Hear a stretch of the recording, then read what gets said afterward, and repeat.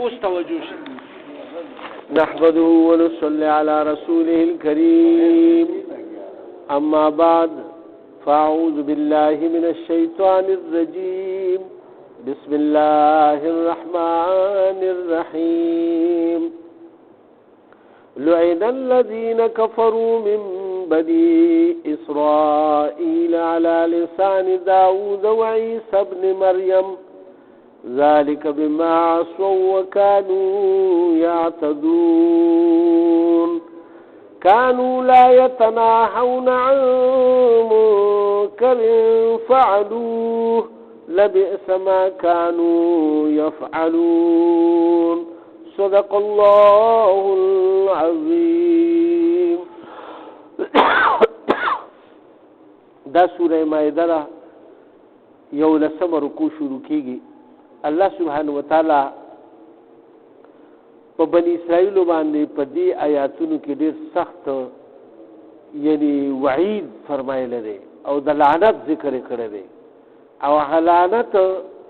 الله سبحانه وتعالی چې په کوم سبب باندې فرمایلی دی د هغې سبب هم فرمایلی چې څه سبب و د دې لعنت. الله پاک فرمایي لعن الذین کفروا لعنت الیګلو الله سبحانه وتعالی په هغه کسانو باندې چې کفر کړو من بني اسرائیل د بني اسرائیلونه علی لسان داوود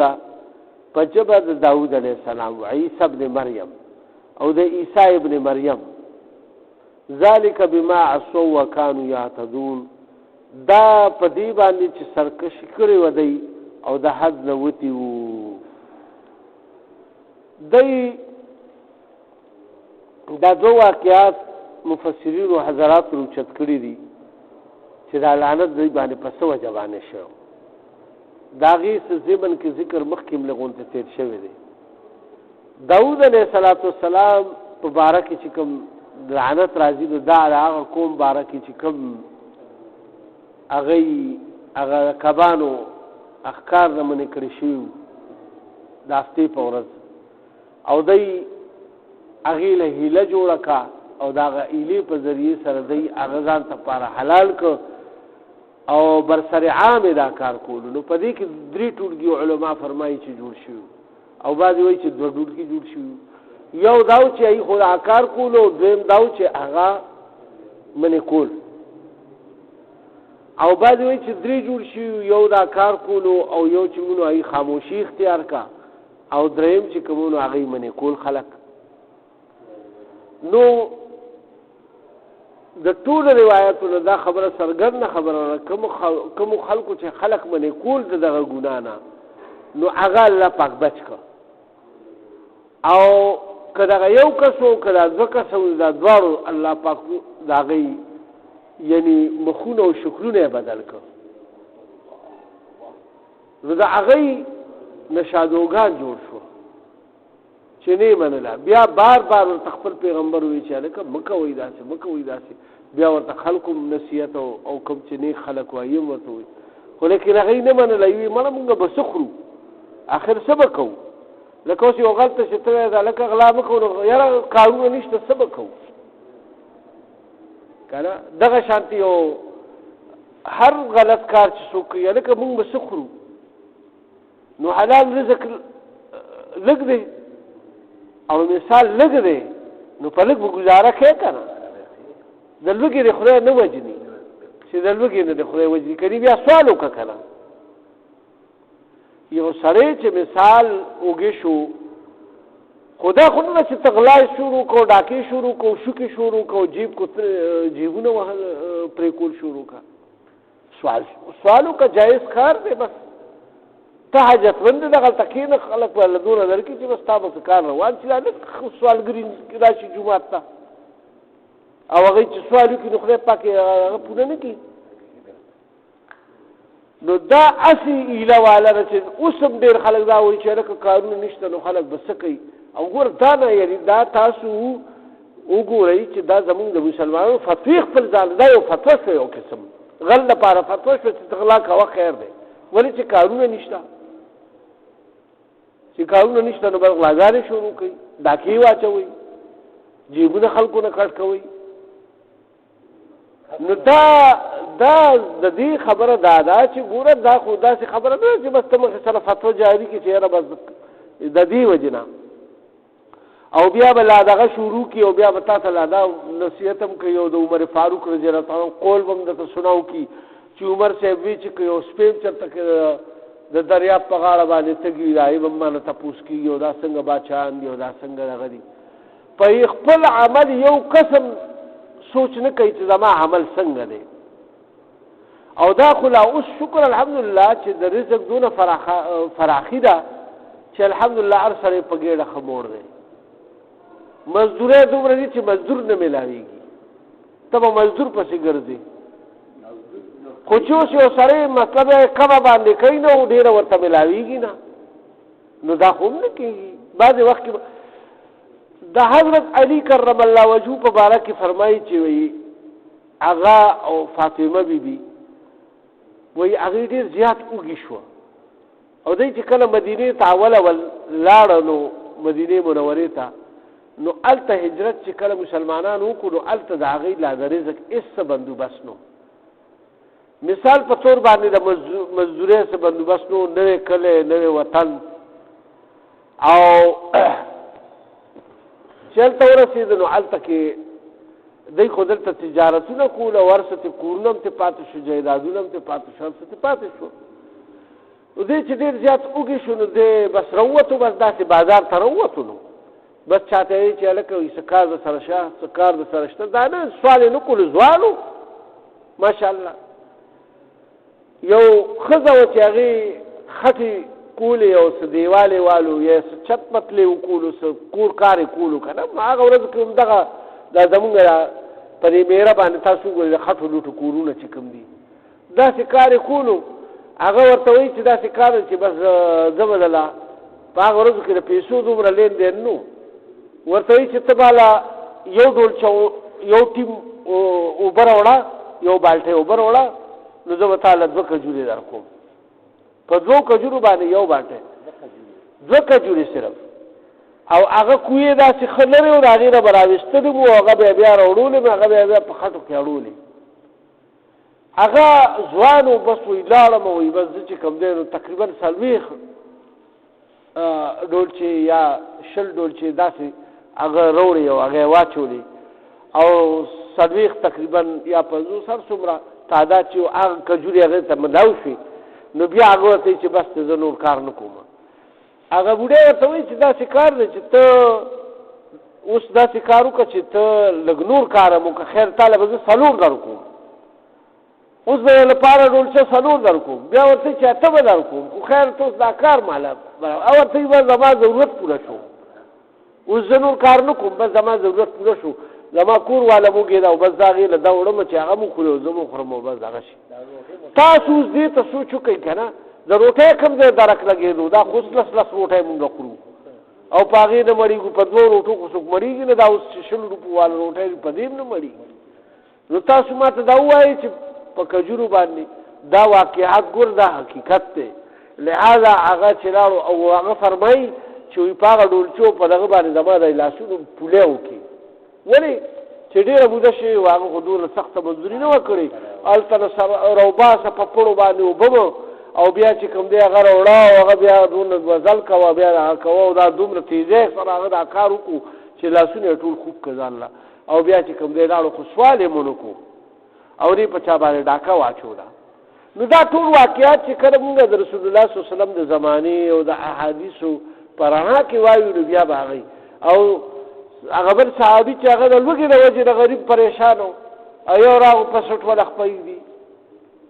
که نه وایي خلکو ته پته نه وایي په ده باندې میرګي راغلي وایي دا هغه ورځو کې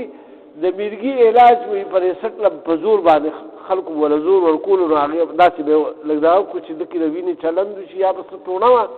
د هغه ټوڼې په ذریعې سره د هغه نه به هغه میرګي وتښتېده نو هغه فرمایي یا صحابي چې په ما باندې نه میرګي او نه دغه وایي د لوږې د وجې نه مې خېټه چې کوم دی نو په ځمکه باندې لګولې وه نو داسې حالات په صحابو باندې راغلي دي خو هغوی دا کارونه نه دي کړي دا چې کوم نن مونږ اوس وایو وایي دا د حکومت فرایض دي او دغه د حکومت فرایض دي یا دا فرایض دي ټیک ده د حکومت خپل فرایض دي خو په حکومت کې مونږ چې کوم خلک کینولي هغه مونږ ته معلوم دي او چې چا وله ووټ ورکړی هغه مونږ ته معلوم دي او چې په کوم خیال چا ورکړی نو هغه مونږ ته معلوم دي. ګوره چې په کوم خیال چا خپل مقصد دپاره ورکړی د الله د رضا لپاره چا چاله ووټ نه دی ورکړی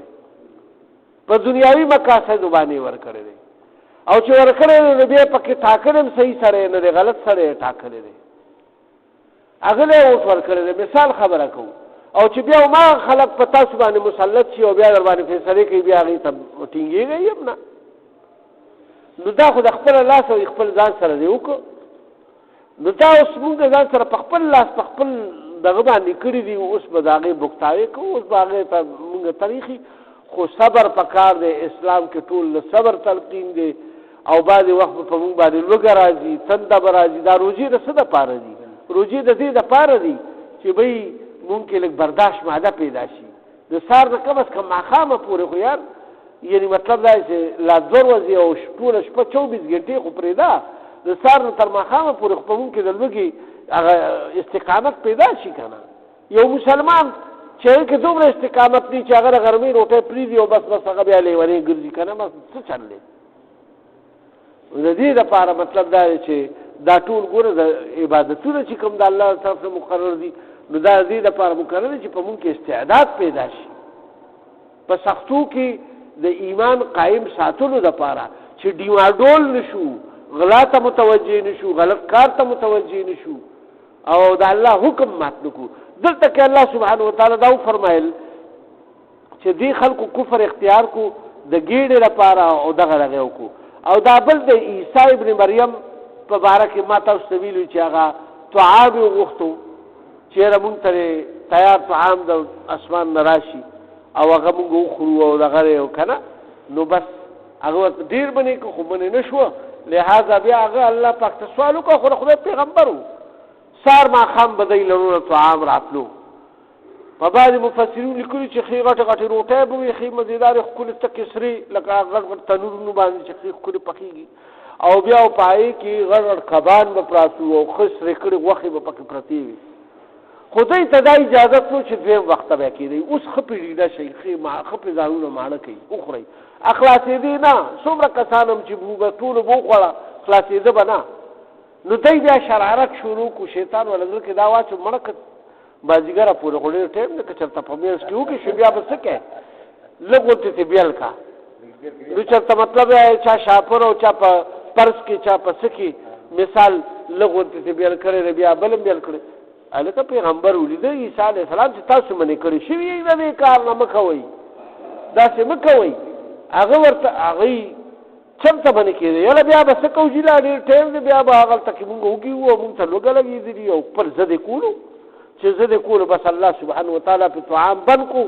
چې ورپسې رانغو او شکرونه ځوانان شادوګان شو او مشران خنزیران شو. مفسرین حضرات لیکي چې بیا پیغمبر له راغه او د سترګو نه بیا اوښکې به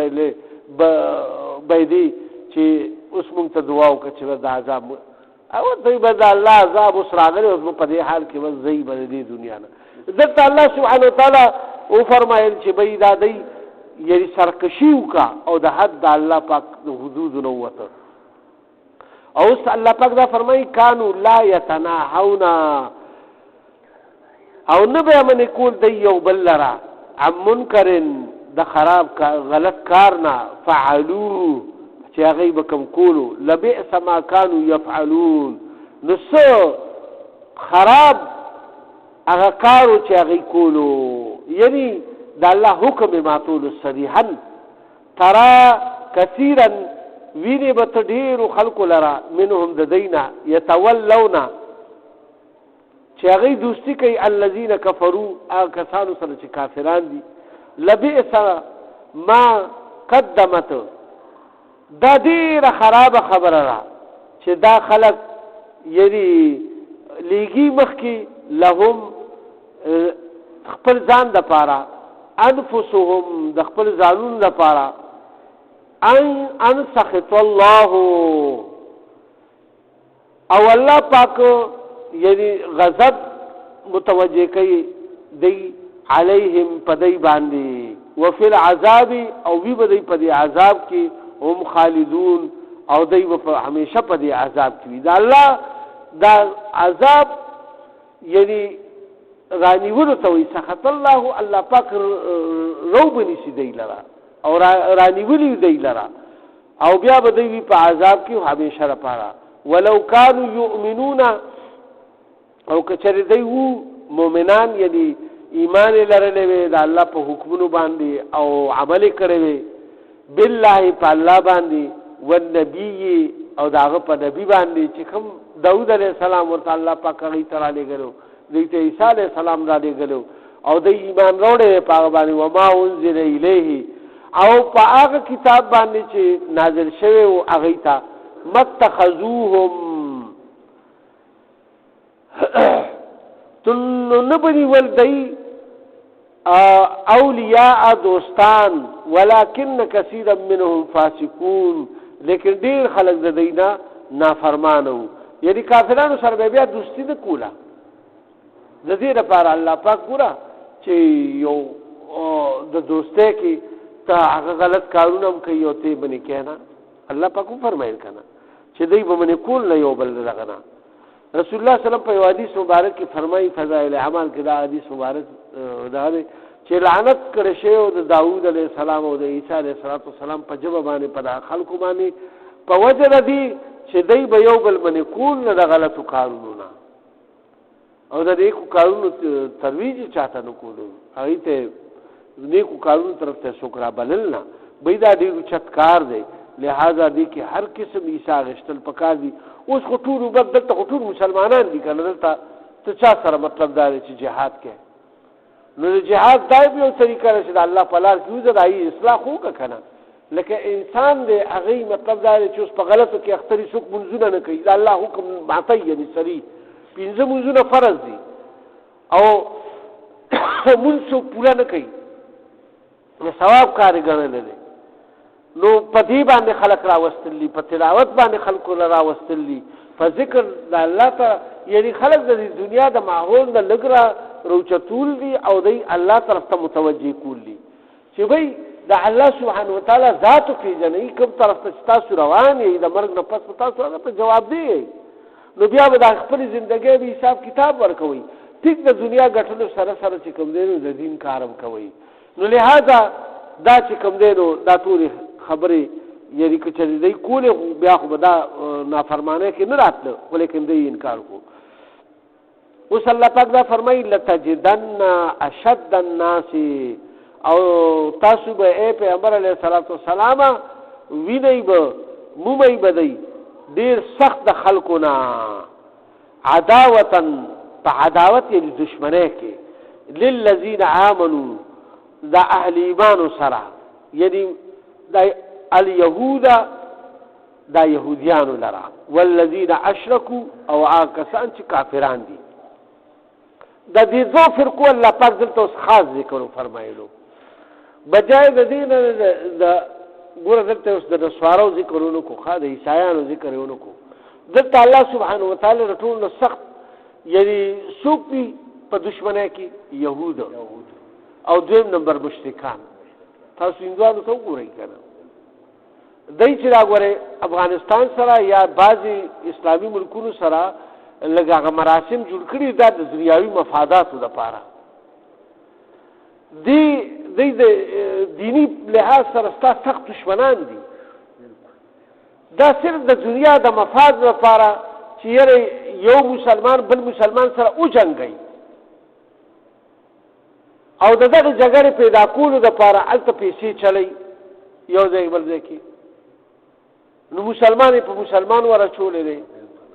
او په هر بل کې ورچولې دي. یعنی د عالم کې تفرقي په دای کې موجود دي، په انسانو کې په بشماره فرقې دي، لیکن مسلمانان په دې باندې دا غرض نه ساتي، لیکن دای زمون پر فرقو کې مطلب لا چې دومره دښمنی ورواچول چې یو بل باندې را باندې کړی دي او دغه کوي. نو لہذا مون خلک هم بس د پیسې غلامان بس پیسې راته ملاویږي بس نو بیا چې کوم دی نو بس د یو بل سټونه وهو.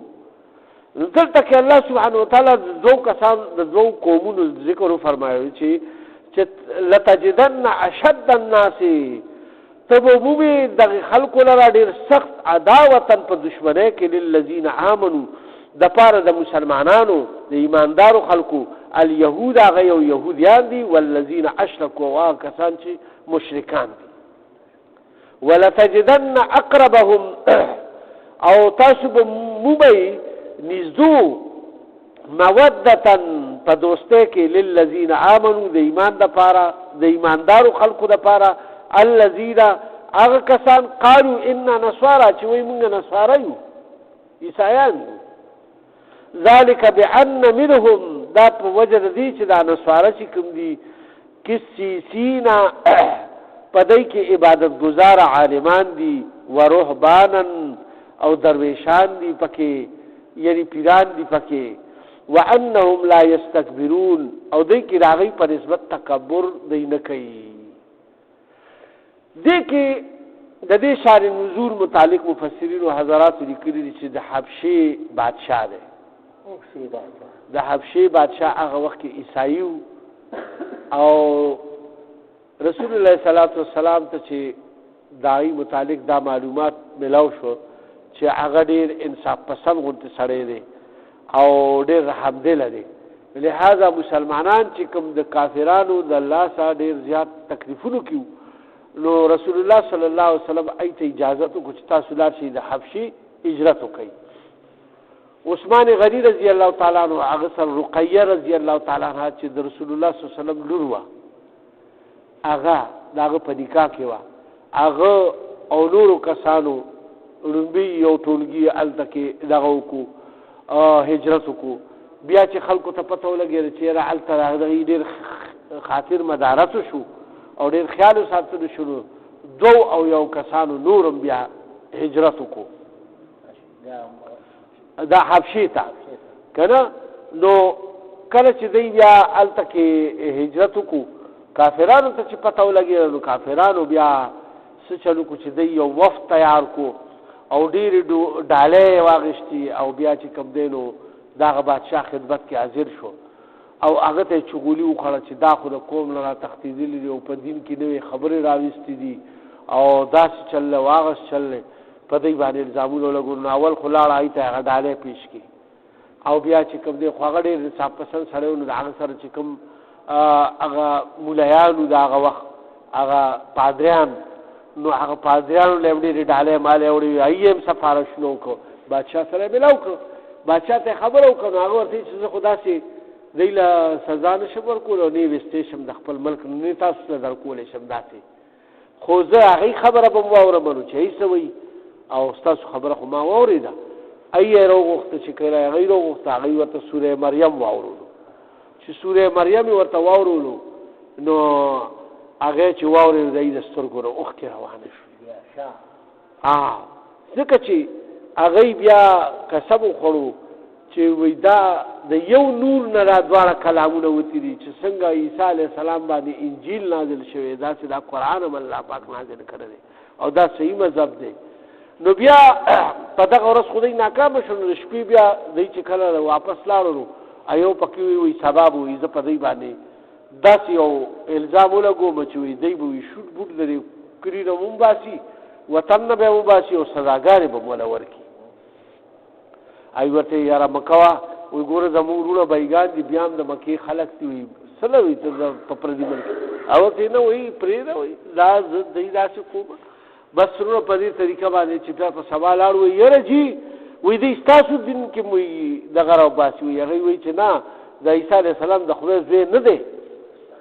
او دای خو کیده دا و چې د خدای پاک زوی کنه خدا دغه جوړه کړی نو بیا مسلمانان راغوښتو تاسو څه خیال لرئ نو هغه ورته سوره مریم واورولو دوباره پوره سوره مریم ورته واورولو داینه مخکې صرف سوال جواب دا شوی چې مطلب مونږ ته د خو کارونو حکم کوي او د خو خبرو تلقین راته کوي د رشتہ دارۍ ساتلو د همدردۍ خبر راته کوي یتیمانانو د خیال ساتل د مشرانو قدر عزت او مونږ ته یعنی د یو الله د عبادت ذکر کوي بیا چې کله دی باندې دا سوال کو سوره مریم ویلو په هغه کې خطول الله پاک وضاحت کړی دی چې هغه د الله پاک یو نبی دی او د الله پیغمبر دی او الله خپل کلمې سره پیدا کړی دی بغیر پلار نه پیدا کړی دی معجزانه تور باندې او الله ولا نبوت ور کړی دی او دا ټول کنه داغه په کې ډېر مد او صفت بیان شوی دی نو بس هغه پادریانو غور او دغه مخه شروع کو چیر دی خو او موږ شرک نه منو الله سره څوک شریک نشته او نه د الله څوک زیشته مسلمانانو کنه هغه صورت کې ذکر دی هغه بادشاہ ورته وی د حبشي بادشاہ وی که تاسو ورڅ چې وای حقیقت هم دغه دی وی دا تاسو د ځان نه دا کیسې جوړې کړې دي وی دا حقیقت دغه دی ای بیا ډېره خوا کولو نو بادشاہ خو تسلیم کول هغه صحیح معنو کې صحیح دغه هغه وی بیا رسول ایمان وروړو او رسول الله صلی الله علیه وسلم ته چې کله بیا پته ولګي هغه بیا وفات شو نو رسول الله صلی الله علیه وسلم غایبانه جنازه داغه کړې و او بیا چې مدینه منوره ته مسلمانان لاړ او هغه ول بیا ډېر تحفه تحائف ورولېګل او یو وفد برالېګل او چې ټول بیا مسلمانان شو هغه بیا واپس لاړ هغه تکي د دین کارم شروع کو او د اسلام یعنی دعوت او دغه شروع کو دلته کې الله سبحانه وتعالى فرمایي چې دا په وجه د دې باندې چې هغه کې صحیح عبادت گزار دي او علما او مفسرین دا خبره لیکلې ده چې د يهودو تعداد لسو تم نرسي چې هغه مسلمانان شوي دي یعنی ډېر کم مسلمانان شوي دي عبد الله ابن سلام رضی الله تعالی عنہ یوسو نور داسې بزرگان دي چې هغه عالمانو او هغه صحیح طریقې سره تورات ویلو او هغه ته هغه نه ښکاره شو نه ایمان وروړو پر رسول الله سلام باندې او نور د زد او د عناد د وجنه او د خپل دنیاوی مفادات د وجنه ایمان وروړو نو دلته کې الله سبحانه وتعالى دغه فرمایل چې یعنی دای کې دا شی موجودو د دې پزړه کې او دې تکبر هم نه کوي بل خبره الله سبحانه وتعالى دا فرمایي واذا سمعوا ما انزل الى الرسول او کله چې دا اوري دی هغه کتاب لرا چې نازل کړی دی الله پاک خپل رسول طرف ته ترى اعينهم نو ویني بتدای چې د دې سترګې چې کوم دي تفيد من الدمع جاری کیږي اوخ کې د دې د سترګو نه مما عرفوا من الحق فوجد دې چې او په جند دې د حق خبرې لرا چې عیسی علی السلام د خدای پاک زوی نه د خدای پیغمبر دی او الله سبحانه وتعالى پیغمبر را لګره او معجزانه تور باندې الله پاک بغیر پلان نه پیدا کړي او دا وای یقولون وای دا ربنا آمنا اے رب زمونږه ایمان وروړو فاكتبنا مع الشاهدين اولی کبونګه گواهه ورکولو د پاره یعنی مونږه اے الله ته په مونږ باندې شاهد اوسي چې یعنی مطلب دا دی مونږه ایمان وروړو وما لنا لا نؤمن بالله او سب اوشي مونږ لرا چې ایمان وروړو په الله باندې وما جاءنا من الحق او په هغه حکم باندې چې کوم را لېږل شوی د الله تر طرف په حق سره